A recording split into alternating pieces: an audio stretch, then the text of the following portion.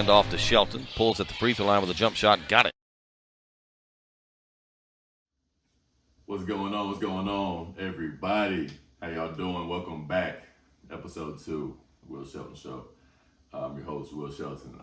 Man, it's been a little bit since I've done one of these, or since I've posted one of these. I've done probably about 5 or 6 of them, and for various reasons, they just haven't gone up, whether it be, there was 2 of them that I accidentally deleted. Don't ask me how. It was very frustrating. And then after that, I kind of ran into some interesting roadblocks, but I'll kind of get more into that in a second. But first and foremost, I wanted to just thank everybody for the support. And man, it was overwhelming for the first video. And I'm not sitting here saying that there was just 1,000 views or 1,000 subscribers or anything like that. I mean, it was, to a lot of people, it may look like nothing, but to me, every like, every subscriber, every new follower, every view, it meant the world to me, because I mean, this is actually something I put effort into, I make time for. Throughout the day, I'm constantly thinking of, I prepare for this, and this may not seem serious to a lot of people, but this is serious to me. So for the support, I do genuinely, from the bottom of my heart, thank everybody for the comments, the calls, the texts, the everything. I genuinely, from the bottom of my heart, appreciate it. It means more than you guys would ever know. But jumping right into it, episode 2. This one is gonna be a little bit different. We're gonna get into our normal sports talk. Like I told you in episode 1, 90% of it's gonna be sports, and the majority of that's gonna be basketball. But it's gonna be mixed in with a little bit of life as well. And this is gonna be a little bit of a life episode. First off, I guess I probably should have did this in episode 1 for the people who possibly don't know me. Who is Will Shelton? Small town kid, Savannah, Tennessee. Graduated from there, Hardin County High School, 2015. Went on to play basketball. I guess I should probably rewind. Decent basketball player there.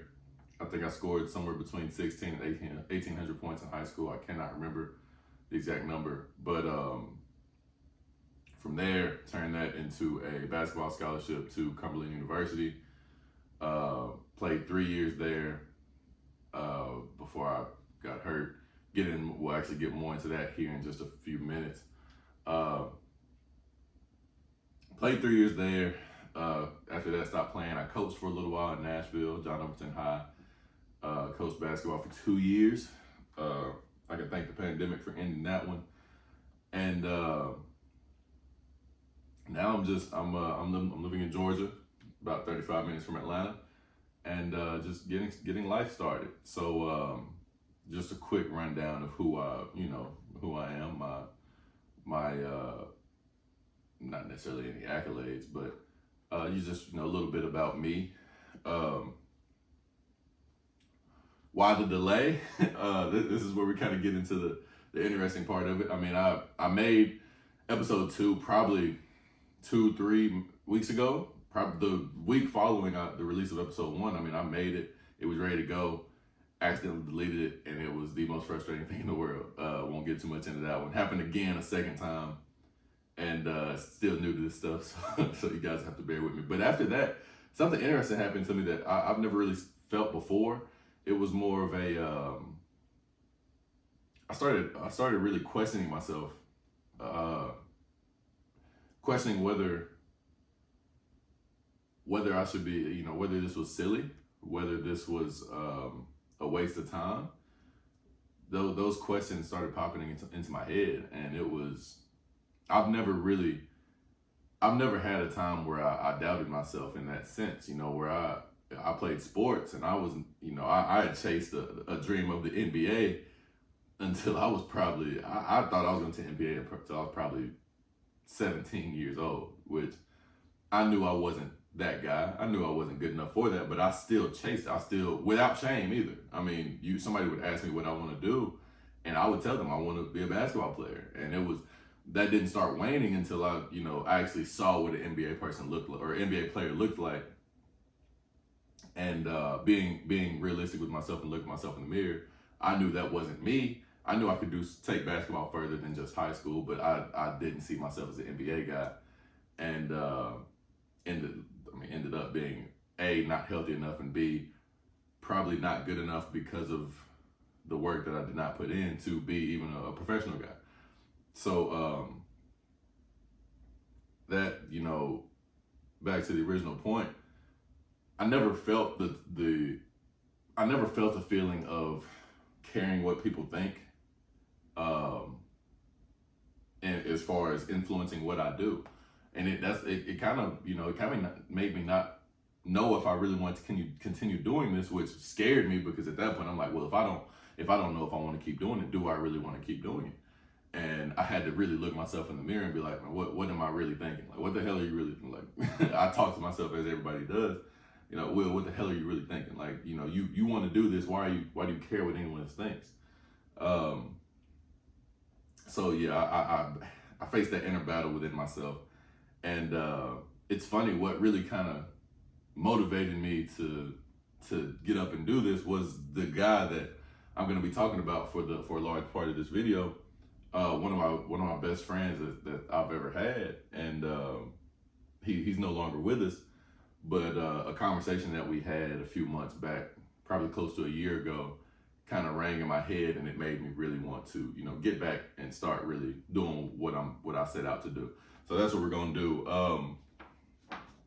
Getting into the second topic, you know, and you may see this is not my logo down here, obviously. The man I was referring to, Ronald Casey, and this is him. You may not be able to see it very well, but that's him. That's his beautiful wife, Taylor. Ronald Casey was one of my best friends for over the course of the past few years. We grew up together. We grew up around each other. And I'll get more into that later as well. But he passed last September from a battle with cancer, a long battle, 9 years of constant fight. And I really wanted to, after I saw the tragic passing of Adrian Payne, the former basketball player for Michigan State, then I saw Draymond Green go on his show, the Draymond Green Show, which is one of my favorite podcasts out. After I saw him go on there and talk about it and kind of share who Adrian Payne was for those who may not have known him, it kind of, you know, made me think about Ron. I think about Ron every day as it is, but it made me think about Ron, and made me think about how I told him whenever I did finally get this podcast / show stuff up and running, I needed him to be one of my first guests. And unfortunately, we didn't get to see that happen.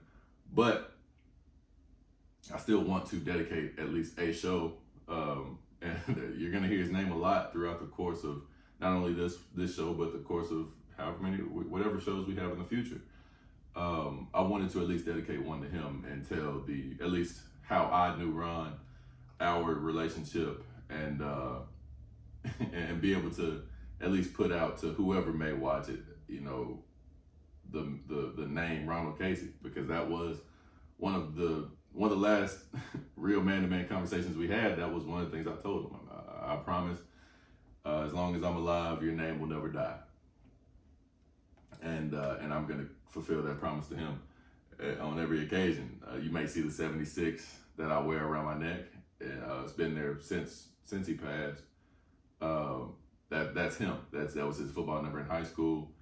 And I try to take him everywhere I go. I try to, in my heart and spirit, he's with me everywhere I go. But I guess getting into it, how our relationship started. Like I said, we grew up together. We're both from the same town, so obviously we knew of each other. It's a very small town, so we knew each other. Our families knew each other from way back, and not going into too much great detail, but our family had some conflicts in the past, and I'll also get into that later about how that ended up coming full circle. But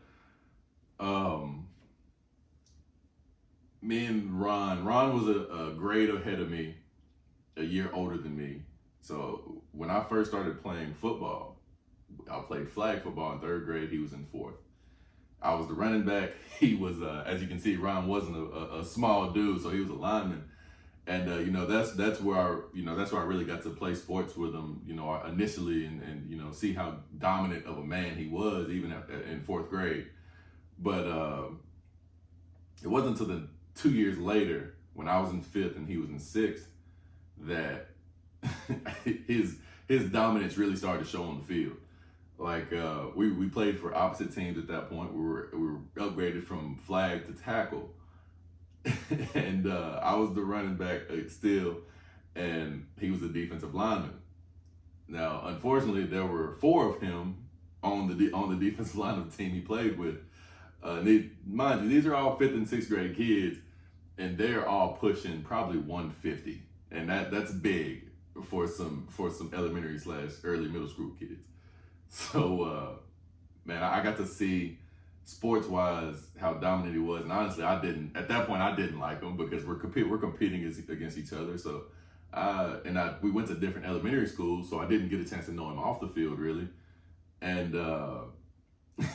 so he was always, every time I got the ball, he's right there in my face. I either got to make him miss or he's gonna knock the shit out of me and lay on top of me for a few seconds, while 2 or 3 other men his size do the same thing. But we got to after that we moved forward a little bit to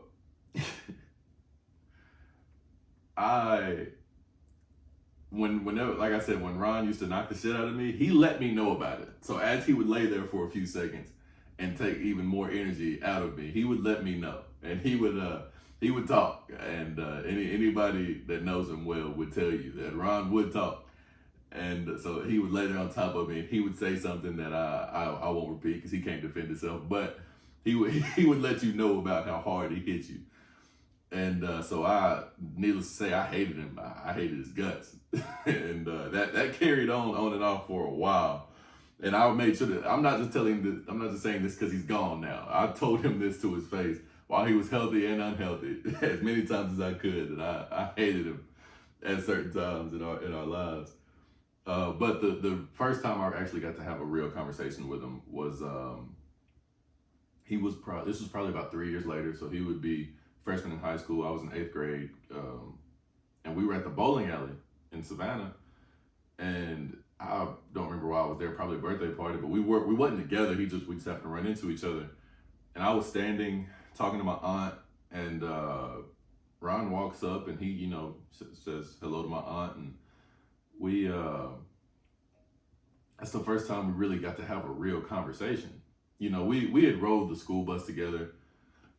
Excuse me. We had rode the school bus together for a few years leading up to that, but we never really got to have a one-on-one conversation. It was always, jokes and cracking jokes, and you know how school buses go. So, but we really got to have a good conversation for the first time, and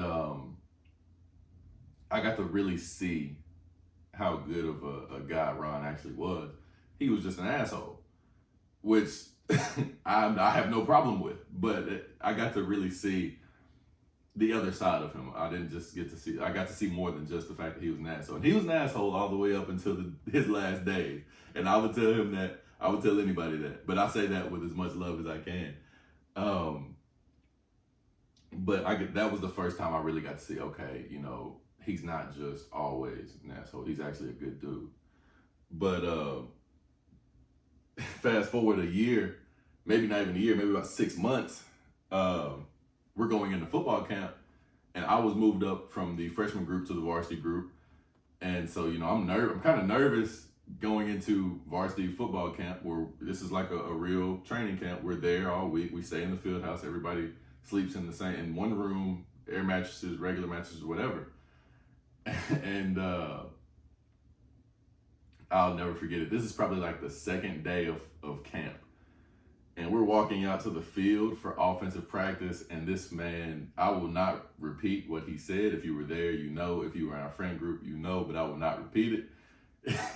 And I'll just say, it was the most embarrassing lie to this day that anybody has ever told about me. And it was obviously a joke, and everybody knew it was a joke, but including coaches, everybody including coaches died laughing. And in the ensuing days, asked me about it. So it was a daily topic of conversation, whether it was my position coach on either side of the ball, my head coach, who was a first-year head coach, and he was more of a serious guy. I love him to this day, Coach Smith. He even asked me about it, and he never broke out of that serious stuff, man. Like, he was always locked into the mission. That's why I always loved Coach Smith. But even my receiver coach, Coach Ronald, the linebacker coach, that year I think I was a safety and then moved the line. I moved around a lot, but every position coach would ask me about this joke and ask, like, okay, is this really a joke or is this true? But it was such a good quote unquote prank on Ron's part that lasted me throughout my high school career. Even after he was gone from high school, he left as I was going into my senior year. But I hated Ron for that joke, for that prank, and I told him that from that day. I said, I'm going to find a way to ruin your life. And I would tell him that for years. Obviously, I didn't know what I was going to do. I knew I wasn't realistically going to do anything, but I would express my hatred towards him because of the joke he made. But I can laugh about it now, but it wasn't funny in the moment at all. But from there, it's funny because we actually got to talk. We talked more, obviously, from that point, and our relationship continued to build. And it went from, competitors to then we got to know each other. Now we're becoming friends, and now we're getting closer. We're getting closer and closer. I still wasn't happier that I like the next week school started and people at school are asking me about the joke. So at that point, I couldn't do anything about it. But we got to build from there. We both played a lot, when it came to the football season. So we got to play together. We got to and anybody who's ever played any level of sport, that you go through some battles together. You're gonna form a bond. No matter the outcome of the games, you're gonna form a bond just by going through competition together. And I'll never forget what ended up. I didn't know at the time, but what ended up being his last in-game football play of his life, really. We were playing against our rivals. This is my sophomore year. And we're playing against our rivals. We're undefeated at the time. I can't remember if our rivals were. It doesn't matter. We're on the defensive side of the ball. It's a nip and tuck game. It's very tight. And our rivals had a really good running back. I go to make a tackle, and this man slips out of a tackle the way I've never seen anybody do to this day. And so I slide off of him, and I'm laying on the ground, and I see the running back running directly toward Ron. And anybody who knows Ron knows if the play even looks like it's remotely over, Ron's gonna stop. He's gonna stop running because Ron was lazy. And I would say that to him. I would say that to anybody. Ron was lazy until it's time to turn it on. But once he turned it on, he turned it on. But he wasn't gonna turn it on unless he absolutely had to. But this man, after Ron saw that I missed a tackle, he tried to accelerate again, and this man juked Ron so hard. And I made fun of him about it up until his last days. But he juked Ron so hard, and Ron fell, but he ended up tearing his ACL on that play, which I didn't know at the time, but I laughed at him from the ground because he got juked so hard he fell. But fast forward from there, he's obviously he did his rehab, and come the next season, we had joked about it all off season about how he hated me for, missing tackle, blah, blah, blah, whatever. And we come the next season, it was going into his senior year, football camp, going into my junior year. We were both expected to make these huge leaps on the field and huge leaps in leadership off the field. And I will never forget during that football camp, Ron was always lazy. Again, one of the laziest people I've ever seen. But again, when he turned it on, he turned it on. But he was so sluggish in his football camp. So like every drill, he seemed like he couldn't turn it on, and he was so sluggish. He wasn't eating. That was the main thing. Ron was not a small man. Ron was probably about 6'3", maybe 6'4", but at his best, he was about 315, 320. This is a massive man. And every football camp, everybody on the team, or at least everybody that was like, I guess in our friend group, would make these huge sandwiches. It would be, we'd do a half a pack of ham, a few pieces of cheese, and then throw like a bag, one of the mini $2 for $1 bags onto the top of the sandwich and crunch it down, blah, blah, blah. We lived for those sandwiches. We lived for lunchtime so we could make those sandwiches every day. Well, this time Ron wasn't really eating. He'd make a regular sandwich and he would barely take 4 bites of it. And at that point, everybody kind of knew something was wrong, but we thought like maybe he was, maybe he was just a little sick. Maybe he didn't feel like being there, but, we didn't know. But when he ended up getting, I'm almost positive he ended up getting sent home early. And if he didn't get sent home early, he left, like he was one of the first ones to leave on the day we were supposed to leave. And I'll never forget, a few days later, we got a text. And it was from Ron. And he was like, well, boys, I can't remember what he said, but he either said I have cancer or I have leukemia, one or the other. I'm pretty sure he said I have cancer. Excuse me. I'm almost positive he said he had cancer. And there was only 2 times. Like I said, Ron battled this for 8 long years. And there was only 2 times where I thought to myself that Ron was going to die. And that was the first time.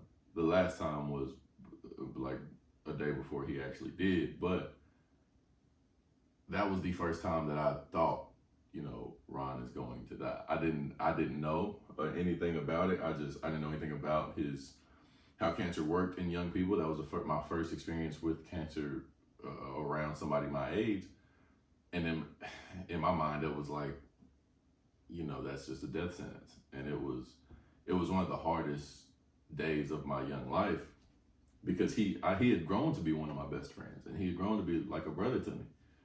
And so with that news, it was like, I just dropped my phone and I dropped my head in my hands and I didn't cry, but the pain was worse than a crying pain. It was I'm about to lose a brother.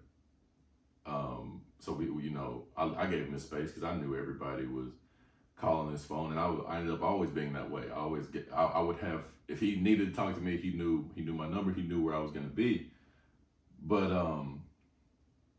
fast forward a couple months, we had played. I was the type.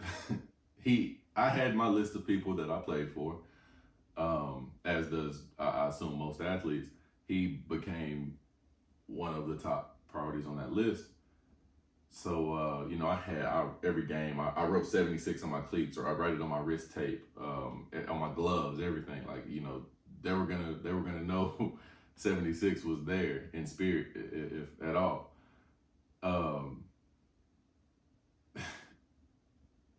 And I'll never forget, I imagine he was just getting smaller and smaller every day, but a few months after that original text, a group of us got together and we went up there and he looked like himself. And at that point, in my mind, there's nothing wrong with him. Like, obviously he'd gone through a couple, whatever kind of treatment he took initially. And I'll explain why I don't really know much later, but he didn't lose that much weight, maybe a few pounds. He still had his hair for the most part. So I didn't think anything of it. I thought, he'll be down for a little bit longer. He's going to come back and he's not going to play football, but he's going to be around a lot because he wasn't in school. He wasn't at practice. Obviously, he had went, I believe, to Memphis to get treatment. Moving forward, he ends up beating it, goes off to college and does his thing there. We end up going to college 30 minutes from each other. We never got to hang out much, but we communicated often. And he would still get sick all the time. So like it seemed like that cancer was always coming back and he would always beat it. But the thing was, I didn't want to be one of the people that flocked to him whenever he got cancer. I saw a quote Marlon Wayans. He's like, I'm not the friend you party with. I'm the friend that you come to with when you have a hard time. And I guess looking back at it, that's how me and Ron's relationship was. But I knew that there were a lot of people already blowing him up, and I knew I'd always said what I had to say to him. If he needed me, I was there, and we ended up getting that understanding. I ended up showing him that. But I've gotten a little off topic. I apologize. But we ended up, I guess, fast forward a couple of years, it had come back a couple times, or it come back once. I don't know. Again, I don't know, and I'll explain that later. But I was living in Nashville. This was around 2018, 2019, I believe. 2019, 2020, somewhere in there. And Ron had ended up moving from Memphis hospitals to Nashville hospitals at Vanderbilt. So at that time, I'm coaching and I'm doing my thing. I'm working 2 jobs, but Ron was at the hospital at Vanderbilt in Nashville, 20 minutes away from me. So every day I would go see him. So it started off as, oh, you in Nashville? I'm gonna come holler at you. And then we had conversations. I asked him, how long are you gonna be here? He was like, man, I'm here. I'm here for a while until I'm better. I ended up going at least 4 or 5 times a week. And man, those conversations are really what fortified me and Ron's bond for life, or for what ended up being a shortened rest of his life, and hopefully for a prolonged rest of my life. Those memories will never leave me if I can help it, because we would just sit there and we would just talk about what we wouldn't talk about his illness ever. I would walk in, I would ask him how he's feeling, and he would always say, oh, I'm all right, but you could always tell. There was never, you could tell when the people you love are in pain. And obviously he's in the hospital with cancer, so nobody's gonna really be all right. But sometimes I come in and that would be the first and last words I say to him. How you feeling? And depending on his response, we may not talk. I may be there for 4 or 5 hours, and I may just be sitting in the chair. But he made sure to let me know that he appreciated that. And little did he know, I thank God every day that I got a chance to tell him. During those times, he helped me much more than I helped him. Because I just got to be around a friend and somebody I come up around, somebody I genuinely loved as a brother. And he wasn't expecting anything from me. I wasn't expecting anything from him, but we were just in each other's company. And he always had my little seat saved for me. It was a little chair right beside his bed, or not right beside, but it was like a reclining chair, because he knew I would come between jobs. So like I would get done with practice, I would run, shower, and then go see Ron at Vandy, and he would be like, hey, William, get you some sleep. Like we gonna sleep today. And like literally I would walk in and we would sleep. I would nap before I had to go to my night job, and he would just nap because he was tired. I would wake up when it was time to wake up, and I'd sit up, I'd rub my face a little bit, and he'd be like, all right, William, I'll holler at you tomorrow. You be safe getting on that road. But those were the conversations that I lived for, man. I loved them because of Ron was that important to me. And I'm not sitting here saying he was more important to me than anybody else. I can only speak from my perspective, but being there every day, or almost every day, being able to see the battle or the fight that he was fighting, excuse me, being able to fight the fight that he was fighting, I've never seen anything like that. And I've never seen a man fight a battle that hard for that long in my life. Obviously, people fight battles every day, but me personally with my own eyes, I've never seen that. And that affected me in the way I attacked every day. I'm complaining about having to go to work, but my best friend's laid up in the hospital fighting for his life every day. So man, it was a wake up call. It was an eye opener. And but he left me he left me with a lot. You know, if you know Ron, you know he had his phrases.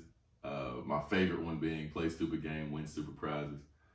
I know he didn't make it up, but he would always say it, and it always stuck with me. But man, it ended up, I guess, fast forwarding a little bit, he ended up going back home, I believe, and you know, he got better for a while, and he ended up getting engaged. He got a house, and you know, things were kind of looking up until they weren't. And I'll never forget that last year or so, because as he moved home to Savannah, I did as well. I moved back home not too long after, and in July, I believe it was, so 2 months before he died, maybe June, 2 or 3 months before he died,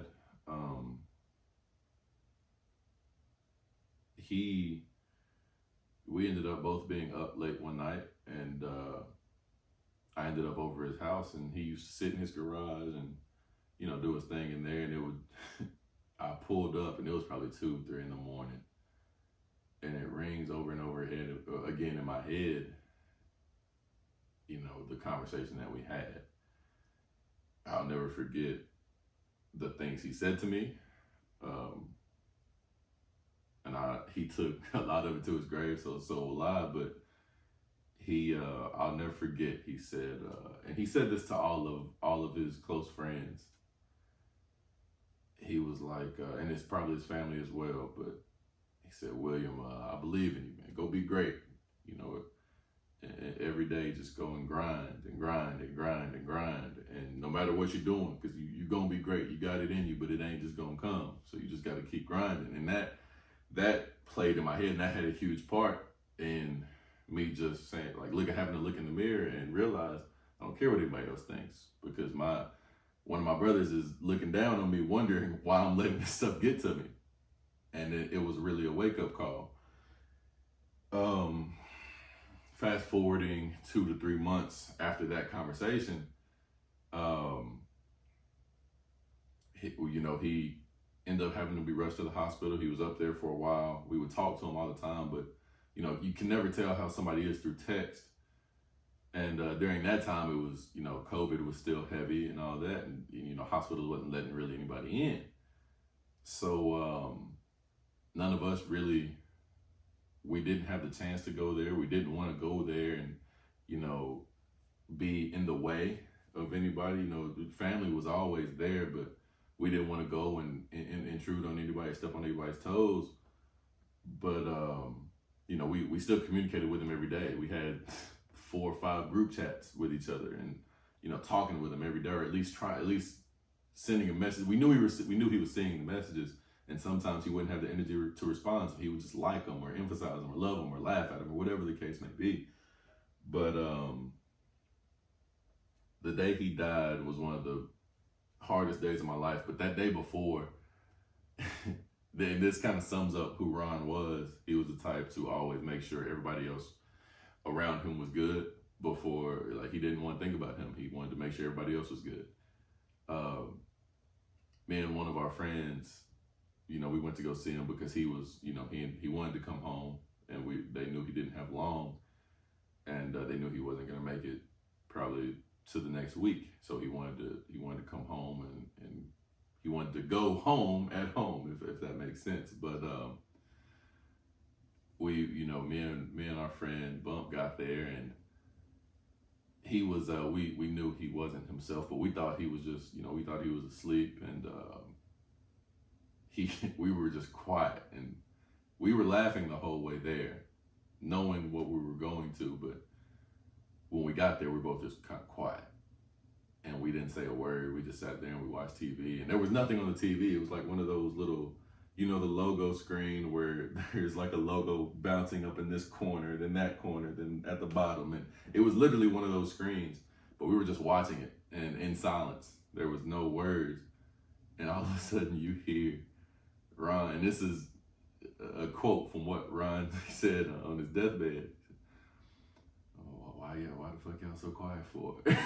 And we laughed, and he said, man, we thought you were asleep. We didn't want to disturb you, but later on in that conversation, he couldn't. It would always take everything he had to get something out. But the reason I say he was thinking about making sure everybody else was okay in the room was, his wife walked in the room, and he knew she didn't have to work.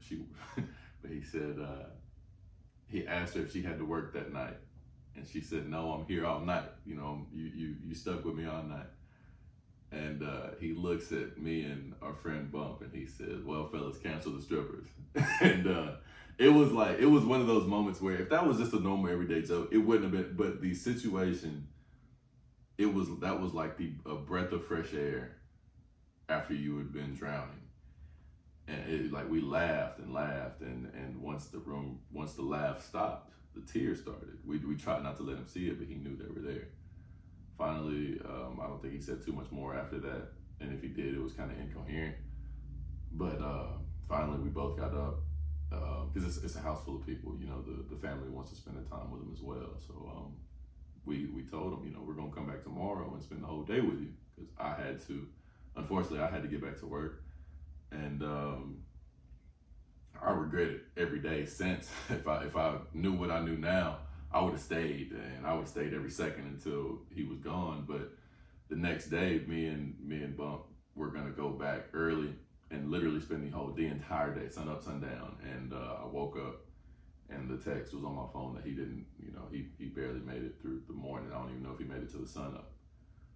But I guess I tell this story to keep the name of Ronald Casey alive, and to say that he was only on this earth for 25 years. He didn't get to see 26, but the impacts that he made in those 25 short years were, they may not be written about in history books, but man, he touched so many people that it's admirable. I strive to be like him every day. I think about him every day. I talk to him every day on my drives to work, or whether I was sitting at home or at work, whatever the case may be. Everything I do, I try to think about him, and it's kind of hard not to when I got his number on my chest, and people ask about it constantly, which is fine. But this episode was kind of really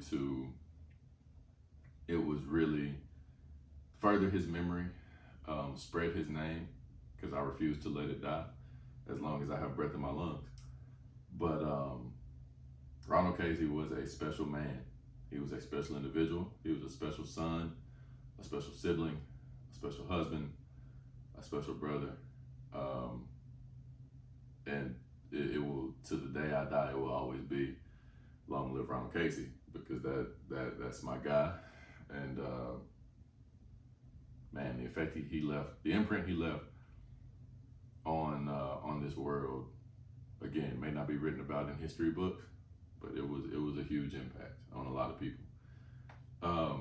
But with that being said, move forward as he always told us to do, and we jump right into the playoff recap so far. I'm doing this. What time is it now? Almost 2:00 in the morning on the Sunday before the 2 Game 7s between Phoenix Suns and the Dallas Mavericks, as well as the Milwaukee Bucks with Boston Celtics. Man, the playoffs this year have been some of the more entertaining playoffs I can remember in the last few years. I mean, we went through that period of Golden State versus Cleveland for 4 years, I believe. And those were entertaining playoffs, but we knew what it was. We knew Golden State and Cleveland were going to get there, and Golden State was going to win, except for 2016, obviously. But we, this year it's been the matchups have been pretty much even, and it's been so fun to watch from a basketball point of view. And as a basketball guy, it's been basketball heaven for me for the last month and a half or so, because it's been such good basketball. There hasn't been too many bad mismatches, and it's just been great basketball. But also, I guess we recap the Grizz Warriors and the Heat and 76ers before we get into the Game 7s. The Heat and the 76ers, I knew that series wouldn't last long because of A, Joel Embiid's health, B, James Harden not being who James Harden was in the past few years. Obviously, health had something to do with it, as well as he got there mid-season. And it's kind of hard, not kind of, it's very hard, I'm assuming, at that level to join a new team mid-season with championship expectations and then go and follow through on those. I'm assuming that's not easy at all. And I won't speak to, you see on ESPN, oh, James Harden in the strip club every night, blah, blah, blah. I don't know what that man does in his free time. I can only be respectful and not even touch that because I don't know. I'm not there with him. And but you can tell that James Harden was not the same James Harden that we've grown accustomed to seeing in Houston. Showed flashes in Brooklyn when he wasn't hurt. But so the 76ers getting past Miami, not Miami, the Heat getting past the 76ers was not a big surprise. The Heater, again, very deep. Jimmy Butler played like a superstar, as he does a lot in the playoffs. But as well, the Grizz Warriors was a very entertaining series. When I never really expected the Grizz to be able to beat the Warriors. I knew they would be able to give them a scare, especially when Ja Morant went down. Excuse me. I knew their chances were very slim, but they really they're going to be a great team.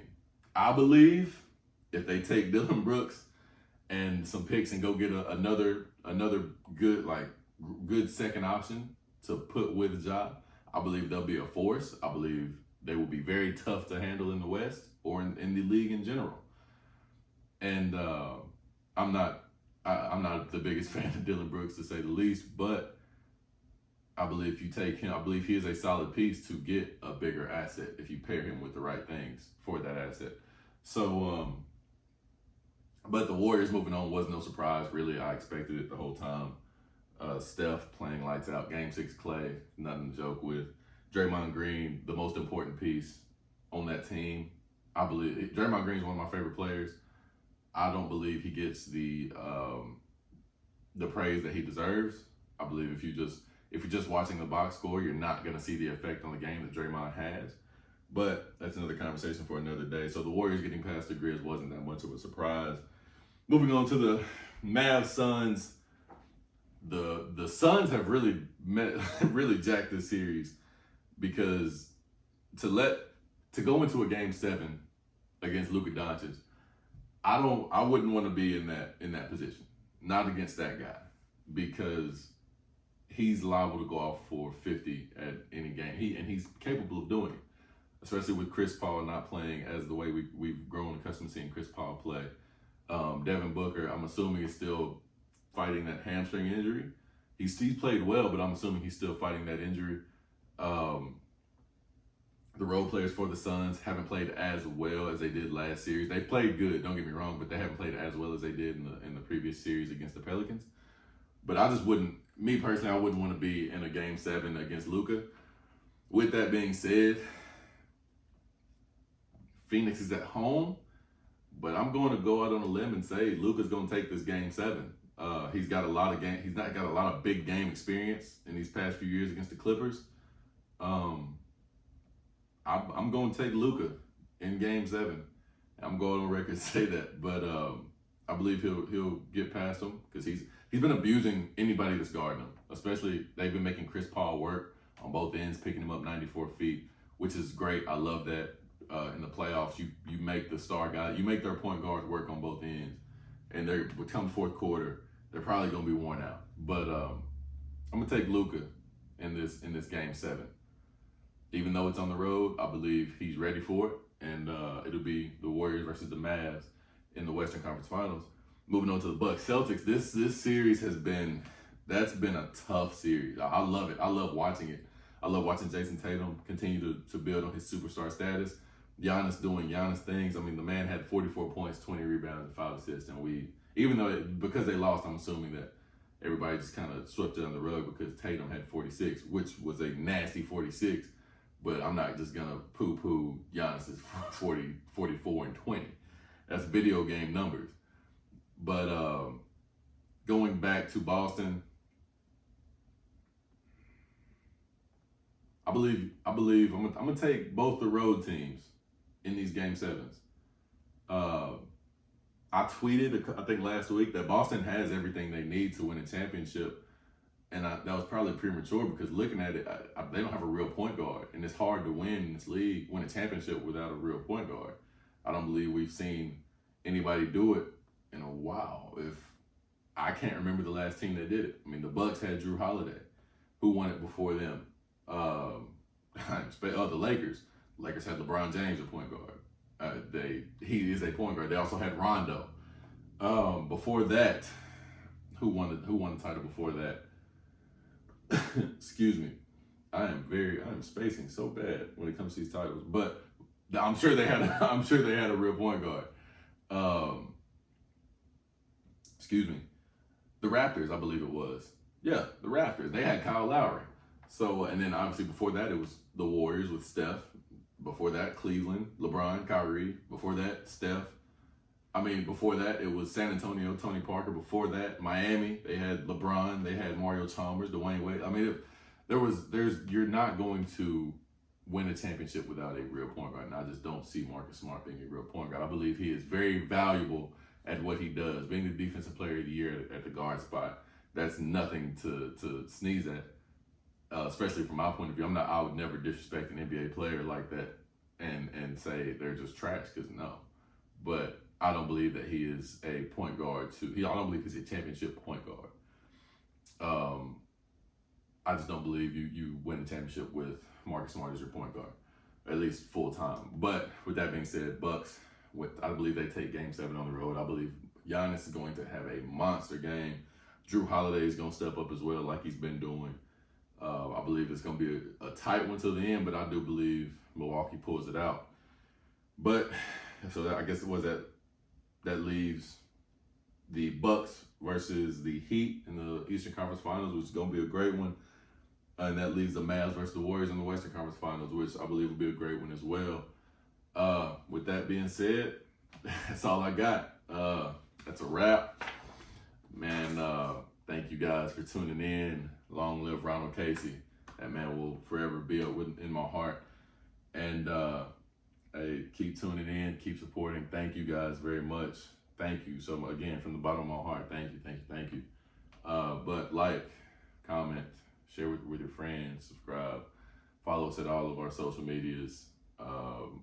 At The Will Shelton Show on Instagram. At Will Shelton Show on Twitter. That's all we have at the moment. And it's The Will Shelton Show on YouTube. At The Will Shelton Show on TikTok. Thank you guys again. Thank you. That being said, that's a wrap. Peace.